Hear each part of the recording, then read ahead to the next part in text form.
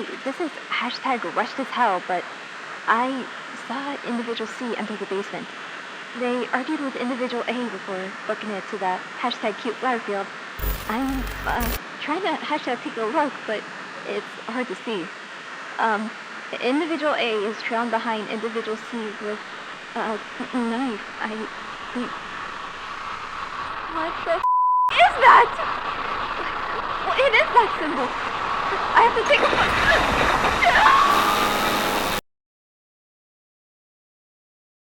That right there is the final post in Investigator Iris's blog. A blog where she tried to uncover the secrets of the Spawn cult and where she ultimately met her demise. Investigator Iris is one of the many NPCs you can interact with in the lobby, but lately she started to stand out to me for two main reasons, and those reasons are what I'm here to talk about in today's video. Yep, today's video is all about Investigator Iris, Forsaken's most interesting NPC. Who is this hashtag investigator? Iris is an NPC found in the Forsaken lobby. You can find her outside the cabin trying to solve a hashtag generator, and before that she was investigating Jane's cabin. She seems to be trying to find out what's going on with Forsaken by, well, investigating. When the Jane Doe update released, she was turned into a skin for Jane Doe for 750 player points, called, well, Investigator Iris. Now, from all this information, you might be wondering, what makes her so special compared to the numerous NPCs scattered around the lobby? And well, it comes down to my first reason, which is her hashtag personality. First reason she stands out is simple. Her personality is funny. I mean, if you compare it to any other NPCs, well, this one is just Elliot, this one is just Jane Doe, this one just yaps for 12 years straight, half of them are posters, and well, we even have Thomas the Stab Engine. So yeah, in general, most of them are just blank slates used to tell one joke, or a way for the devs to earn more money. So, in a sea of mediocrity, Iris really stands out as an actual character rather than just filler. Like, if you show me a piece of her dialogue, I'd be able to instantly tell it's her and not any other NPC. And well, yes, this mainly has to do with the hashtag she uses in her speech. It can also be seen as her having a more bubbly personality. I mean, her skin for Jane Doe is one of the only two skins for her which can actually smile. But if you still don't believe me, then let me ask you to do a simple task. Search up any Forsaken original NPC, not a reference, and search up fan art and see if they have nearly as much as Iris does. Yeah, if there was ever a way to tell how popular something is, then there you have it. And we can clearly tell Iris is winning. But of course, personality alone isn't enough to carry a character. As who cares if you have the most interesting, engaging personality if you sit around in an empty room the entire time? No, the thing that truly makes Iris special is her hashtag Spawn cult lore.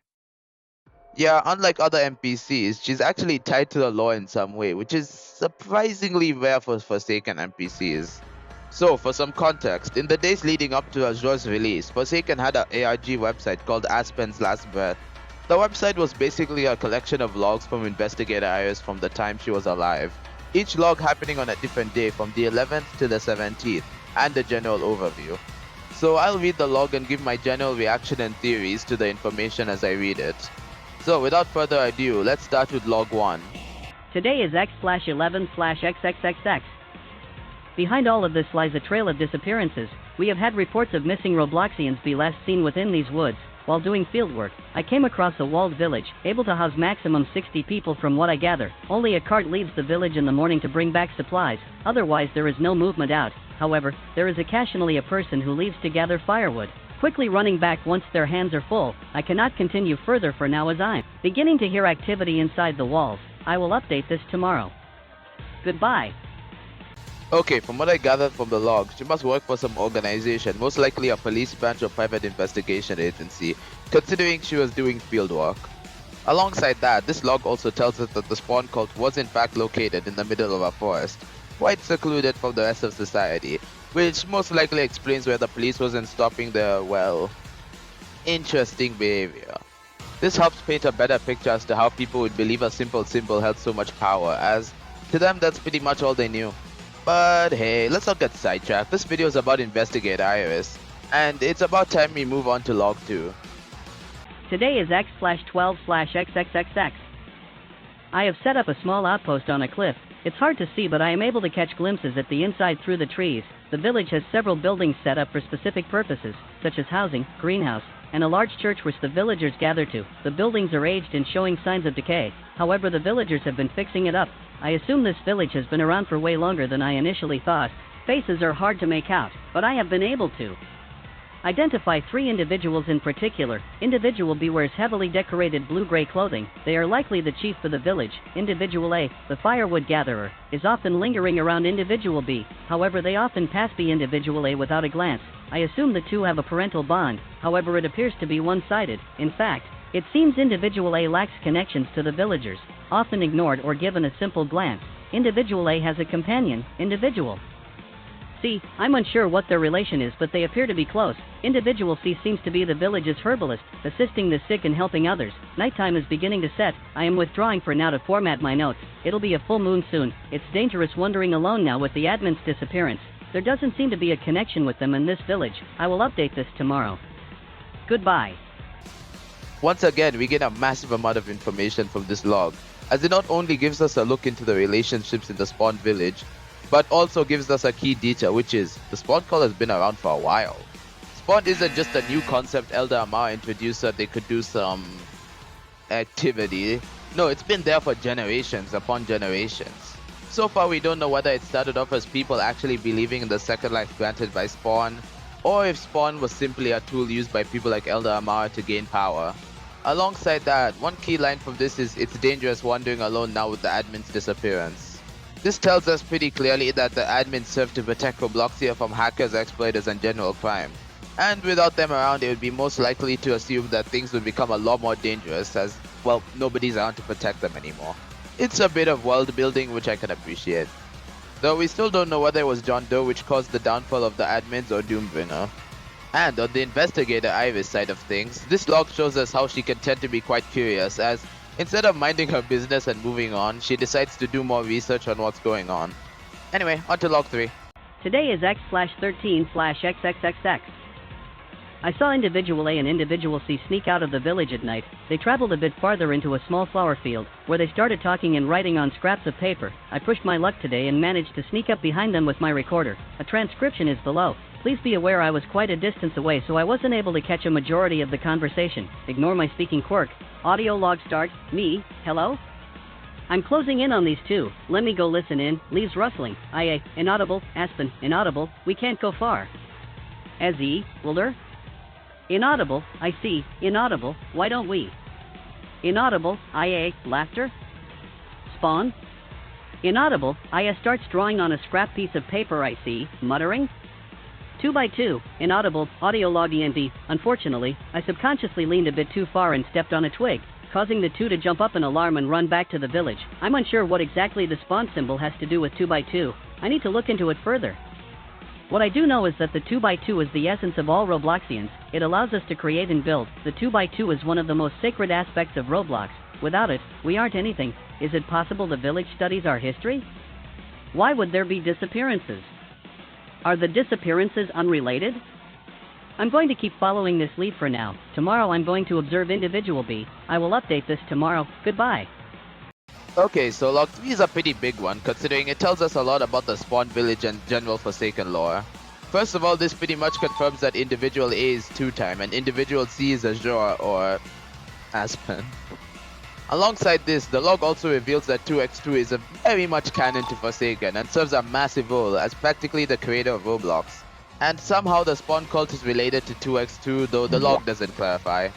This log also goes on to foreshadow how 2-time was wary of breaking the rules of Spawn, fearing that Elder Amar would punish them.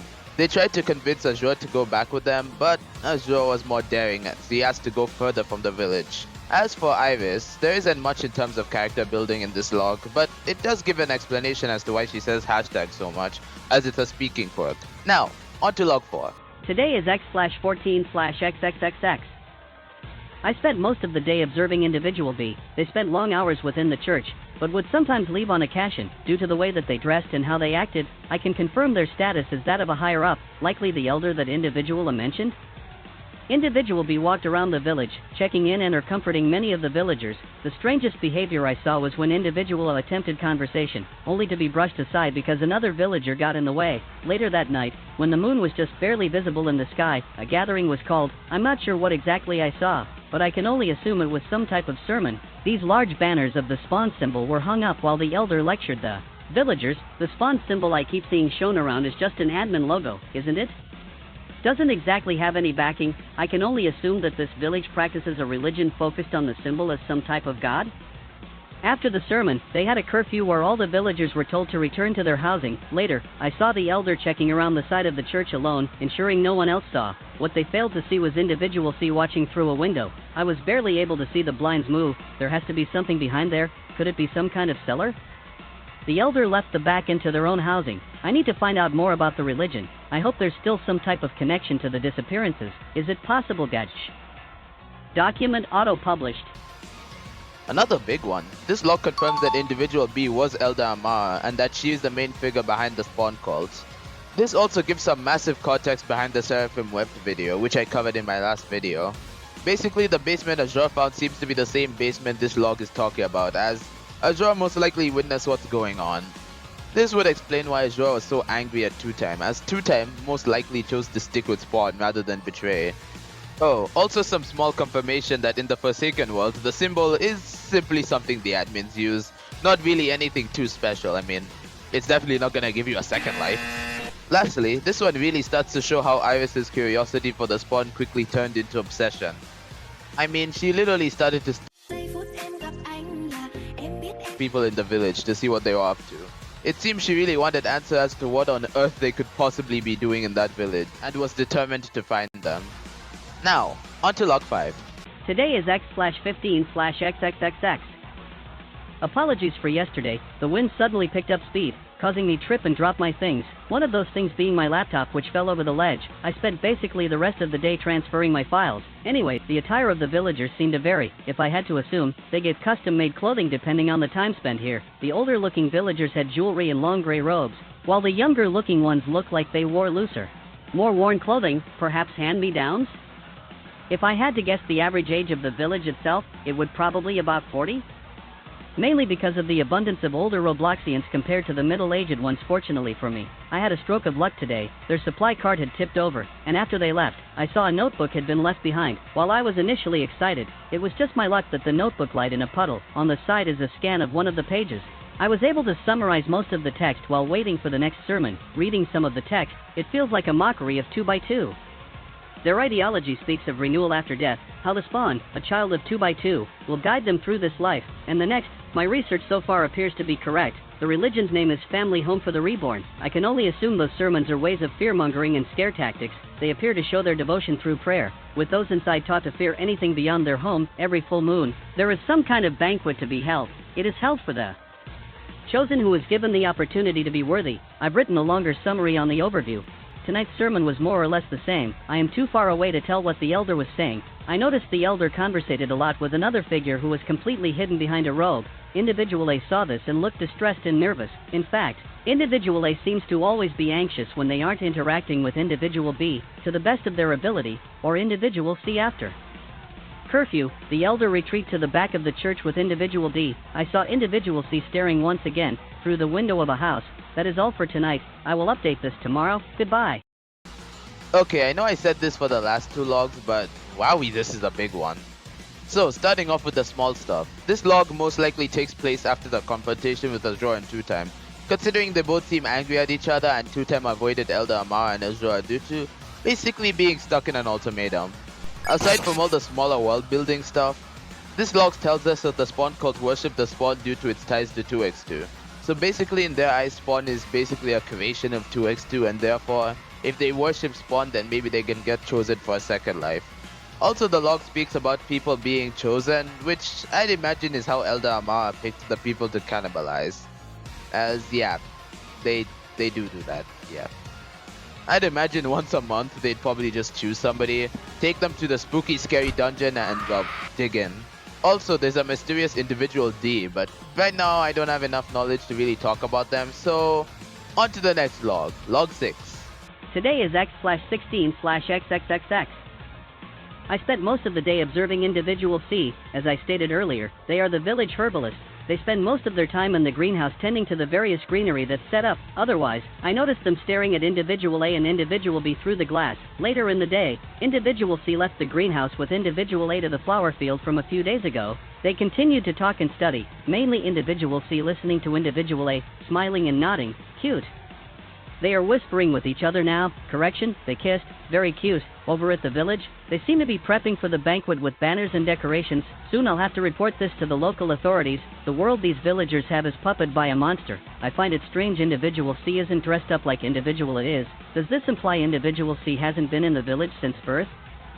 They are suspicious of the elder and Individual D, as if they don't share the blind faith ingrained in the other villagers, especially Individual A. This is wishful thinking, but I wonder if Individual C wants to leave this place? The audio log from a few days ago showed they had that thought. Why did they come to here in the first place? What happened to make them stay? Why did they come to here in the first place? What happened to make them stay? Why are they fine with the immoral practices of the village? It isn't possible they aren't aware as they study with Individual A. What keeps Individual C here? I know Individual A still clings onto their religion, onto the elder. That's all I gathered. My investigation continues. I need to report this place soon. The full moon is tomorrow. I will update this tomorrow. Goodbye. Okay, first of all, I'd like to say I was completely wrong about the competition happening back in log 5, as they seem to be clearly on good terms in this one. This log doesn't really add much we don't already know, as it feels more focused on Iris and her character, especially on the end of the log. It really shows a part of her character, that being her sense of justice. This log in particular shows that she believes the cult is wrong for keeping people there and tricking them into worshipping a random symbol. And instead of doing what most would do and just watching it unfold and minding their day, she chooses to try to do something about it. She sees that Azure clearly had thoughts of leaving, and she wanted to report the spawns so that they could have the members be freed from Spawn's grasp. This log also shows her investigative skills, as she able to pick up on Azure having thoughts of leaving due to the different outfit, looking outside the window, and the slight bit of their conversation she heard. I mean, I guess they don't call her Investigator Iris for nothing. Also, this log confirms that Two-Time and Azure were in some sort of romantic relationship. And in the words of Iris, cute. And now, we come back to the beginning of the video with the log you heard at the very start. After all of Iris's attempts to uncover the truth behind this innocent looking village, it ended up in her death, cause, as they say, curiosity killed the cat. And now faced with who is most likely Phosphor, she's attacked and thrown down a cliff, breaking her arm and killing her. And now, Iris is yet another victim of the Spectre's realm, as she is forced to survive round after round with a broken arm. Seriously, Spectre, lock in. Anyway, I've been Bloxy, and until next time, bye.